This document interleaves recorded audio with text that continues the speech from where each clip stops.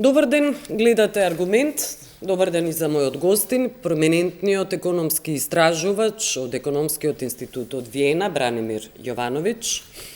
Добар ден, поздрав до вас и до гледачите. Благодарам, Бранимир, што сте со нас. Добро, најпрво околу синдикалната кошничка. Таа е зголемена за 1000 денари и изнесува 68.000 денари, 797 денари и најголем дел од месечните трошоци се 26.085 се однесува на храна и на пијалоци. И сега ова е товар кој граѓаните не може да го издржат ако имаме во предвид и стапката на сиромаштија, но и минималната плата која не се зголемува, односно владата вели дека не може да ја зголеми. Ваш коментар, молам, Јовановиќ. Значи, неколку моменти околу новата минимална потрошувачка кошница, синдикална кошничка. Прво, она што мен ми западна во очи веднаш, а гледам и доста медиуми тоа го покрија, е тоа дека минималната плата 26.000 денари сега не достига веќе ни само храната, да се покрие цените на трошоците за храна. И тоа е навистина страшно, екватантно. Мислам дека немало таква состојба. Не сум ги видел сите податоци наназад, ама она малку што гледав, мислам дека немало таква состојба кога минималната плата не била доволна да се покријат само трошоците за храна, што навистина покажува колку состојбата е влошена. Второ, минималната кошничка сега е 68.000 колку и да е точно. Ако споредиме тоа со две минимални плати моментално можат да покријат околу 75% од таа минимална кошница, што значи дека ако имате двајца во семејството, работата на минимална плата не може да ги задоволат ни тие основни животни трошоци. Меѓутоа, тоа за жал никогаш не било во Македонија дека може да ги покријат, ама тој сооднос колку покрива две минимални плати, постојано се намалува. Само пред 2 години, значи не зборам за нешто многу поодамна, пред 2 години после онаа инфлација, две минимални плати покрива 80% од минималната кошничка, сега тоа е паднато на 75%, што повторно покажува колку е влошена состојбата. И трето, што мислам дека е многу важно, дури од макроекономска гледна точка, да ја тргнеме социјалава на страна, затоа што можеби владата не ја гали за социјала, ама секако ја гали за макроекономија. Минималната кошничка, растот на минималната кошничка, секогаш, бар во последните години, на некој начин покажува што ќе се случува со официјалната стапка на инфлација. Знаеме дека официјалната стапка на инфлација во март, кога излезе податокот, месечната стапка на инфлација, која што тука е главна, за да се видат првите инфлаторни притисоци, беше 0,7%, што ќе кажете не е страшно, се разбере не е малце, но не е ни страшно. Меѓутоа, ако видите сега, во март кога излезе минималната синдикална кошничка, растот беше 200-300 денари. Во април сега кога излегува минималната синдикална кошничка, растот е 1000 денари, што покажува дека проблемот со оваа криза, цените ќе растат до прва. Значи првиот удар во март не го видовме, не видовме инфлацијата во март, но до прва ќе ја гледаме. И кога излезат и официјалните податоци за инфлација во април, за некои си 2 недели, ќе видиме дека и во тие бројки инфлацијата веќе ќе биде уште повисока од тие 0,7 што беше во март. Така што се надевам само дека владата конечно ќе свати дека состојбата е сериозна и дека ќе има штетни економски и социјални последици, дека конечно ќе се разбуди од тој пролетен како ви да е сон во кој што се моментално и ќе почнат да преземат мерки, затоа што ако не преземат мерки, навистина работите ќе стануваат многу полоши. Добро, сега околу накратко само да објасните дали е добра оваа методологија, заради тоа што владата на пресметување на синдикалната кошничка, владата не се согласува со синдикатот, вели дека ова е преголема сума, но факт е пак од друга страна дека оваа синдикална кошничка навистина е мизерна. Со сиромашна држава, со сиромашни граѓани, тоа се најминималните, најосновните прехранбени продукти. А видете, уште еднаш ќе кажам, 26.000 храна и пијалоци, тие храна и пијалоци навистина се најосновните, најбазичните, нема никаков луксус во тоа.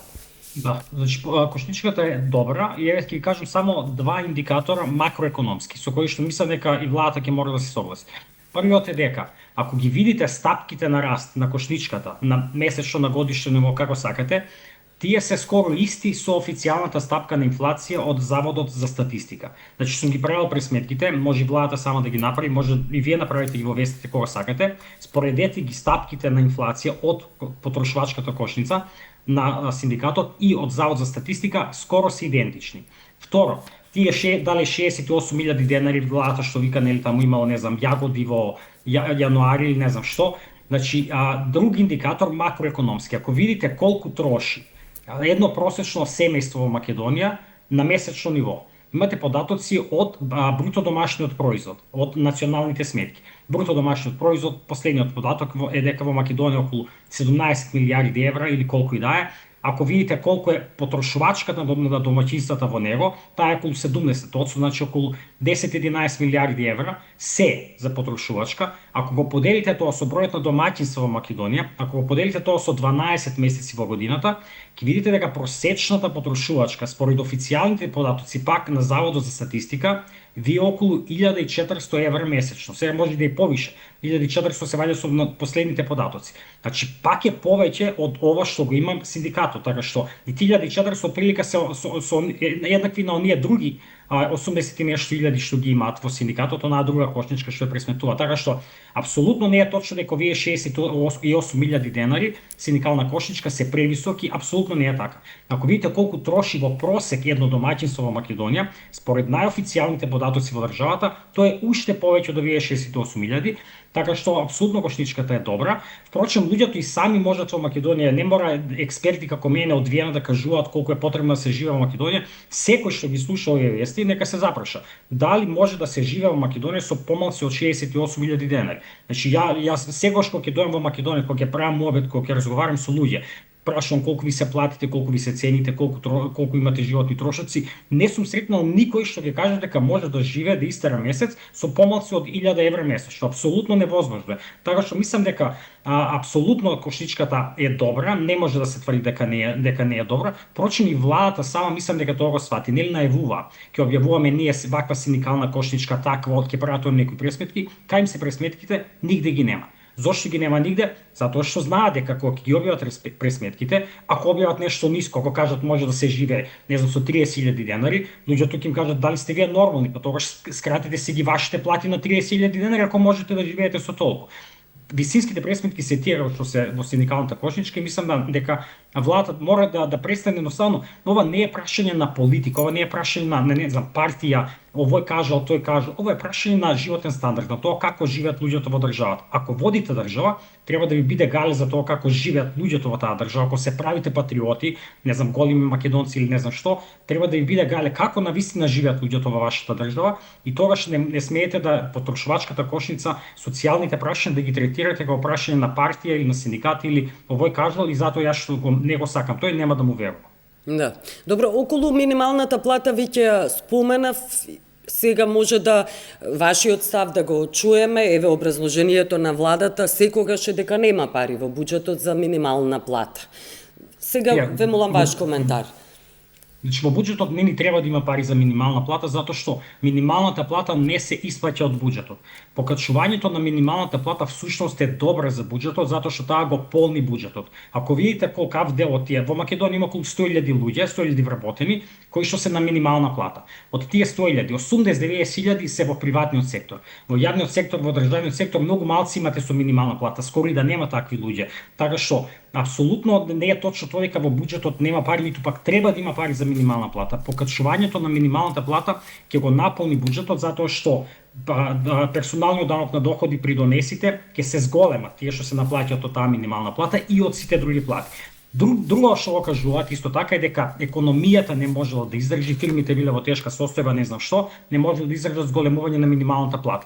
Значи официјални потврдни податоци од Завод за статистика, од табели, input-output табели, така се вика тоа. Може да се види на официјалниот Завод за статистика. Ако видите колкави се трошоците, ги имате таму трошоците на сите фирми во Македонија, колку им се тие трошоци и од што се состојат тие трошоци, колку се трошоците за плата, колку се трошоците, не знам, за енергија, профитите на фирмите и се останато. Трошоците за плати во Македонија на сите работници, на сите фирми се само 20% од вкупните трошоци на фирмите. трошоците за минимална плата се пак само 10% од вкупните трошоци за плата. Така што практично трошоците за минимална плата, што ги имат сите фирми во Македонија, се само 2% од вкупните трошоци на фирмите. И ако ги зголемите, нели, како што бараше синдикатот, да се зголеми минималната плата за 50%, од 400 евра на 600 евра, ќе се зголемат трошоците на фирмите само за 1%. Значи, ќе имате дополнителна инфлација, тоа што нели сега владата го кажува, ќе има инфлација, фирмите не можат да издржат, ќе имате само 1% дополнителна инфлација. Официјалната стапка на инфлација во Македонија веќе е 5%. Така што зашто правиме муавет? Ако се покачи минималната плата, не ќе имате минимално некое покачување на цените, ама затоа ќе ги заштитите најсиромашните граѓани. И затоа не само што ќе ги заштитите нив, туку и тие ќе трошат повеќе во економијата, затоа што ќе имат повише пари, и тоа повторно ќе им се врати на самите фирми, ќе им биде добро, затоа што нивните профити ќе се зголемат. Прочем сме правили ние неколку истражувања на оваа тема и сите го покажуваат истото, дека кога се покачувала минималната плата, фирмите воопшто не биле погодени, туку напротив дури добро поминувале. И профитабилноста им се зголемувала, и продуктивноста, и сите останати позитивни аспекти од нивното работење. Така што, повторно, нема аргументи за непокачување на минималната плата, освен некои си идеолошки, ако владата навистина не сака од идеолошки причини да ги покачи минималната плата, или можеби има фирми, да, се разбира мал број на фирми, најголемите фирми во државата веројатно, кои што се против покачување на минималната плата, затоа што можеби имате 10 на 20 фирми во државата кои што ќе бидат погодени негативно тоа, и тие фирми можеби се влијателни, моćни, и влијат на премиерот и на останатите за тие да не ја покачат платата, ама не можете економските политики да ги правите на база на тоа што им одговара на најголемите 20 фирми во државата. На економските политики секогаш мора да се водат од тоа што им одговара на граѓаните, а потоа и на најголем дел од фирмите. Не само на најголемите. И тоа е проблемот во Македонија, што постојано политиките, особено со оваа влада, се не гледат за тоа како да се подобри животот на луѓето или на малите фирми, туку само како да се зголемат профитите на богатите и на големите фирми. Добро, но ова би требало да биде мерка на државата, заради тоа што, како вели владата, доколку работодавачите се согласат, нека ја зголемат минималната плата. Тоа е во рамките на нивните преговори синдикат работодавачи. Но сепак државата треба да интервенира во вакви случаи. Минималната плата не ја поставуваат работодавачите. Минималната плата е регулирана убаво со закон, во законот убаво стои, минималната плата ја пропишува министерот за, како и да се вика сега, за труд и социјала се викаше порано, по претходно, да кажеме, сугестија или не знам како стоеше на економско-социјалниот совет. Меѓутоа, тоа не значи, стои јасно дека ја пропишува министерот за труд и социјала. Тој го слуша, можеби, треба да го земе предвид ставот на економско-социјалниот совет, ама нигде не пишува дека ја носи минималната плата економско-социјалниот совет или па уште помалку бизнисмените. Така што владата бега на некој начин наоѓа само изговори за да не ја покачи минималната плата. Ја знаете ако сакате нешто да направите, наоѓате начин, ако не сакате нешто да направите, наоѓате изговори, и владата наоѓа изговори постојано, помалку или повеќе успешно наоѓа изговори за тоа зошто не сака да ја покачи минималната плата. Те не знам, кошницата не била добра, те ќе се направила инфлација, тие фирмите ќе биле погодени, те немало пари во буџетот. Све се тоа лоши изговори. Истината е дека не сакат, нема волја, не е дека не можат, туку не сакат. И повторно ќе се навратам тоа зошто не сакат, затоа или е тоа од идеолошки причини, слепо се против минималната плата, против сиромашните, против работниците, или пак е поради веројатни комбинации, или пак е второто е дека се под влијание на крупниот капитал, на кој што нема одговара покачувањето на минималната плата. Постојано се вели дека буџетот не може да издржи овој или оној товар, еве и минималната плата е во тој контекст, но не сме да го заборавиме фактот дека функционерите не се откажуваат од сопствените зголемени 78% плати, ниту пак од другите привилегии, и не сакаат да бидат солидарни конечно со граѓаните, особено со најсиромашните, најкривките категории. Тоа е едното што функционерите не сакаат да се ги намалат нивните плати, иако да видиме реални, тие трошоци во буџетот не се нешто премногу големи, и да ги преполват своите плати, нема да се ослободат многу средства, неколку десетици милиони евра ќе се ослободат, што не се големи пари во буџет што е 6 милиарди евра. Оно што друго може да го направи е многу да кажеме, помоќно средство, е да ги оданочат богатите и големите фирми. Но тие не сака да го направат. Тоа таму има голем потенцијал. Можете со прогресивен данок да соберете 300 милиони евра во буџетот годишно, ако го направите добро. И богатите, и фирмите кои што стваруваат повисоки профити, неколку стапки, барем 3 стапки воведете на прогресивен данок, можете да ги зголемите приходите на годишно ниво за околу 300 милиони евра, на период да кажеме од 5 години, тоа ви даа милиарди и потоа што апсолутно може да најде начин како да ги зголемат приходите. Освен тоа, пазите, овој изговор последно време овој нов изговор зашто владата днеска сега да преземе мерки за помагање на граѓаните во оваа криза, зошто не сака, не знам, да ги покачи платите, да воведе некои финансиски субвенции за сиромашните, за малите фирми, као немало пари во буџетот. Пазете, фискалната состојба во државата моментално не е полоша отколку што беше на крајот на 21 година или да кажеме пред почетокот во војната во Украина. Јавниот долг, што владата сама го објавува на нивниот сајт, е околу 60% од БДП. Можеби го фризираат, можеби го малце го прикажува дека е понизок, ама тој не е 70%, може 62 наместо 60, ама пак тоа не е некоја фантастична бројка, тоа не е некое невозможно ниво, не е некое страшно ниво. Освен тоа, да не забораваме, земавме 5 милиарди евра, односно не земавме него, нели склучивме договор за 5 милиарди евра со Британија. Кај се тие пари? Сега викате од една страна земаме 5 милиарди евра од британците, од друга страна викате немаме пари за сиромашните да ги поддржуваме во оваа криза. Малце не знам како да наречам состојбата, така што повторно се враќаме на оно истото. Владата не сака да им помогне на сиромашните и на оние што се најмногу погодени од оваа криза, од друга страна сака да си тера бизниси и да си ги задовола своите бизнис пријатели и веројатно тука има и некои други лични лукративни бизниси интереси, така што тоа е проблемот што немаме ние моментално влада која што гледа како да им помогне на граѓаните, како да кажеме води државата на вистинскиот начин, само гледа како тие да останат додека се на власт, дури не гледаат веројатно ни како да останат подолго на власт, затоа што ако гледаат како да останат подолго на власт, ќе гледаат да владеат добро.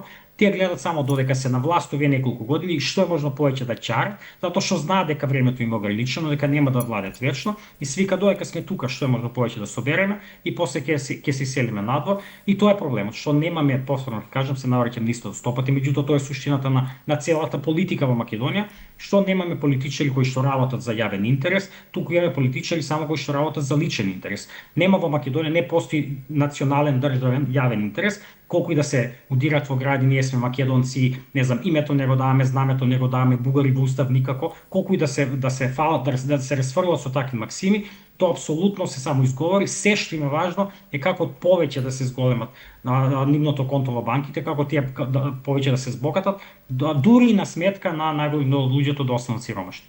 Добро, околу оние 6 милиарди евра се во прашање и се работи за инвестиции од Бугарија, не се кредит, но околу успесите на премиерот Мицковски тој постојано говори за, како вели, Македонија е трета економија по раст во Европа, иако статистиките покажуваат дека сме една од најсиромашните земји во Европа.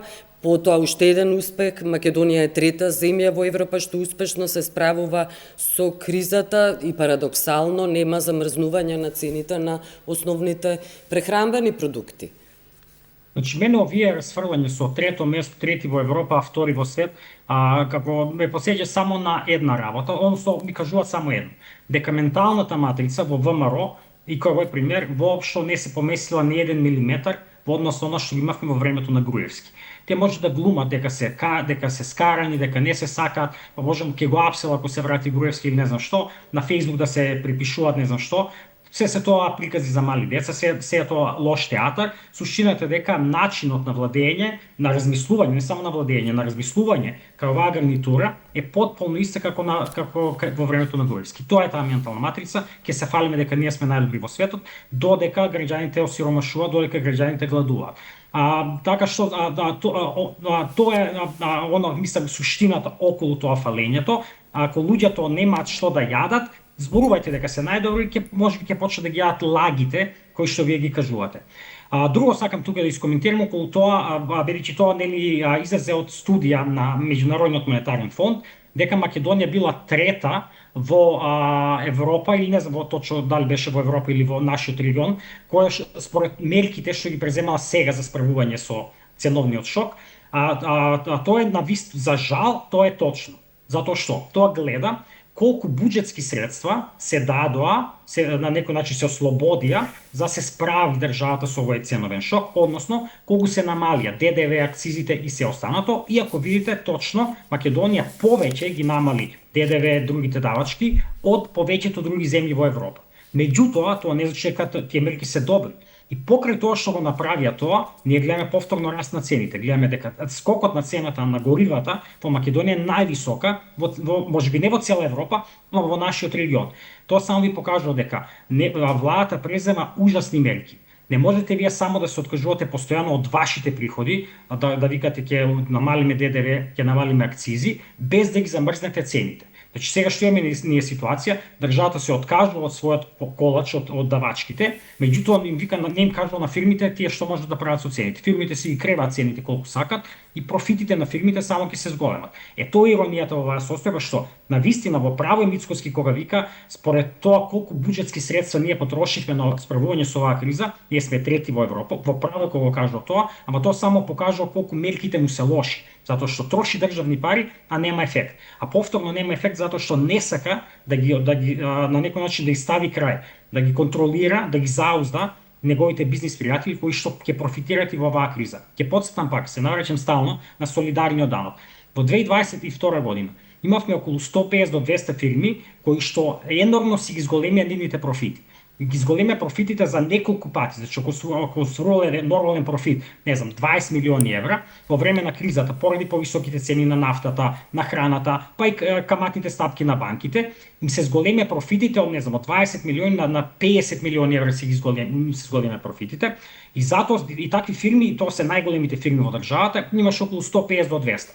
Затоа се воведе тој солидарен данок кој што предвидуваше да се оданочи само 30% од екстра профитите. Значи, ако остваруваат нормални профити 20 милиони евра, не им ги чепкате нив. Само викате екстра профитите, тоа што го ствариле над 20 милиони евра, да кажеме од тие дополнителни 30 милиони евра, од 20 до 50 милиони евра добивка, од тие нови 30 милиони евра, државата ги земе само 1/3, односно само 10 милиони евра, пак останува на фирмите дополнителни 20 милиони евра, се воведе тој солидарен данок, кој што според мене беше благ, ама ете се воведе, оваа влада не сакаше тој солидарен данок да го брани. Значи, кога дојде Уставниот суд лани, кога ја поднесо таа представка до Уставен суд за уставноста на тоа, Уставен суд испрати барање до владата, што е вашиот став, дали ќе го браните вие, кои се вашите аргументи за ова, владата не даде одговор. Практично владата во дослуг со бизнисмените, па можеби и со судот, се договорија да го поништат солидарниот данок. Зошто? За да им ги вратат милионските профити на тие големи фирми. И сега од буџетот ќе се дадат 50 милиони евра, ќе им се дадат на тие големи фирми кои што стварија секако енормни профити во тоа време, и за тоа има пари, пазите, за тоа има пари, ама нема пари кога треба да се, не знам, даде помош на сиромашните, кога треба да се покачи минимална плата, за тоа нема пари. Ама има пари кога треба да им се дадат, да им се враќа данок на големите фирми. Тоа е повторно проблем. Значи, според мен, она што мора да се направи во оваа криза, сега моментално, иако е касно, ама сепак никогаш не е прекасно, ограничување на цени и воведување на прогресивен данок. Некој нов вид на така наречен солидарен данок, но уште појак, не само 30%, барем 50% од екстра профитите да им се земат на фирмите, па тогаш да видиме што ќе спреди, да се воведе уште сега, а не на крајот на годината како што се направи тогаш, туку уште сега па фирмите да видат, да калкулираат дали ќе ги покачуваат цените или не. Да, на крај сме. Јас благодарам Бранимир Јовановиќ што бевте гостин во Аргумент. И јас на вас. Благодарам. Благодарам што не гледавте. Пријатно.